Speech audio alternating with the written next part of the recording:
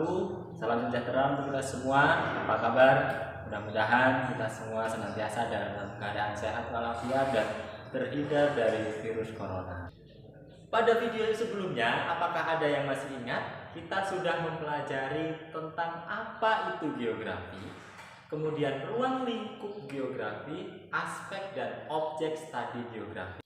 Nah, pada video kali ini kita akan mempelajari tentang konsep dasar geografi. Melalui pembelajaran ini diharapkan siswa mampu mengenali dan memahami konsep-konsep dasar geografi. Namun sebelum kita lanjut, jangan lupa untuk subscribe, like, comment, and share video ini. Oke, kita mulai dari konsep dasar geografi. Apa itu konsep dasar geografi? Konsep dasar geografi adalah gambaran atau pola abstrak yang berkaitan dengan gejala alam nyata geografi. Nah, apa sajakah konsep dasar geografi itu? Ada 10 konsep dasar geografi yang akan kita pelajari. Banyak sekali ya. Baik, jangan panik. Kita akan mempelajari dengan sangat mudah. Tentunya dengan cara cepat menghafal 10 konsep geografi. Apa saja? Baik, apa sajakah 10 konsep dasar geografi itu? Saya akan menyingkatnya dengan sebutan jaket polo diiketin moniak. Nah, apa itu jaket polo diiketin moniak? Kita akan buka satu persatu. Yang pertama, ada konsep jarak. Yang kedua, keterkaitan. Yang ketiga, pola. Yang keempat, lokasi. Jaket polo. Selanjutnya, diiketin. Diferensiasi area. Yang kedua, keterkaitan ruang.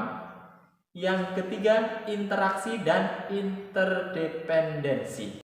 Selanjutnya kata yang terakhir, moniak. Moniak adalah morfologi, nilai guna, dan aglomerasi. Jadi kita singkat dari 10 konsep dasar geografi itu menjadi jaket polo diiketin moniak. 3 kata ini yang perlu kita ingat. Mudah bukan? Baik, untuk penjelasan dari 10 konsep dasar geografi, kita simak penjelasan gambar berikut ini.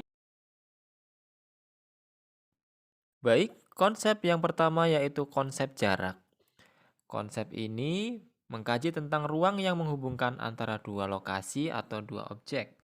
Konsep jarak dibagi menjadi dua, yaitu jarak mutlak dan jarak relatif.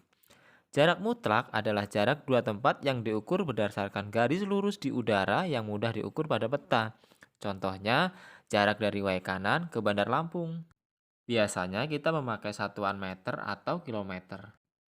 Lalu, jarak relatif bisa dinyatakan pada jarak tempuh, baik yang berkaitan dengan waktu perjalanan yang diperlukan maupun satuan biaya angkutan.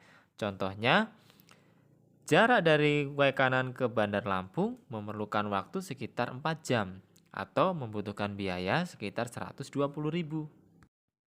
Selanjutnya ada konsep keterjangkauan. Konsep ini mengkaji tentang kemudahan untuk mencapai suatu objek yang dipengaruhi oleh kondisi geografis suatu wilayah.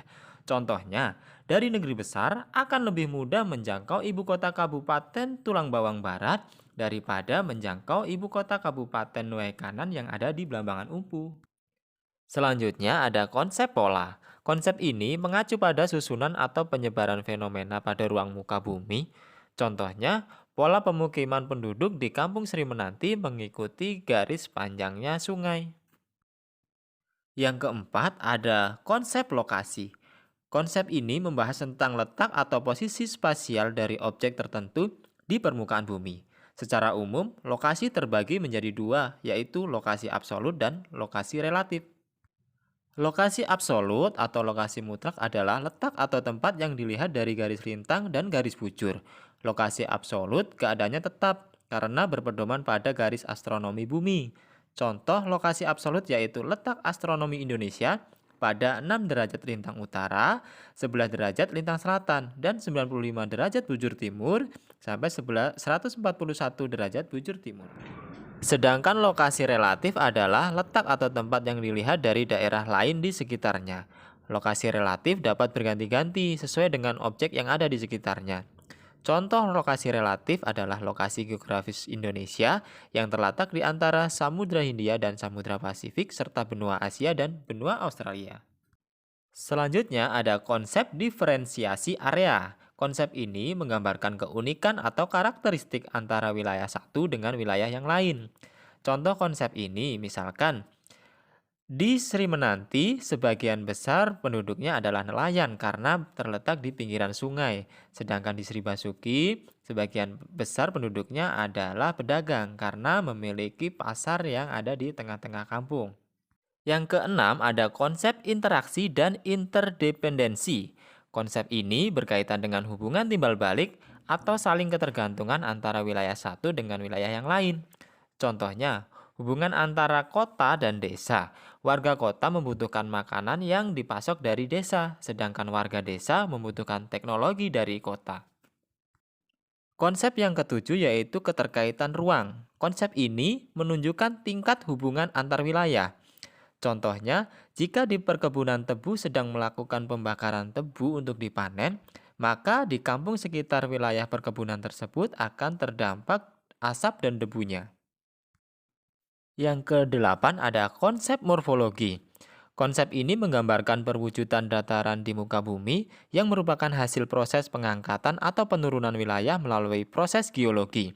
Contohnya seperti pulau-pulau, dataran yang luas, pegunungan, ataupun lembah.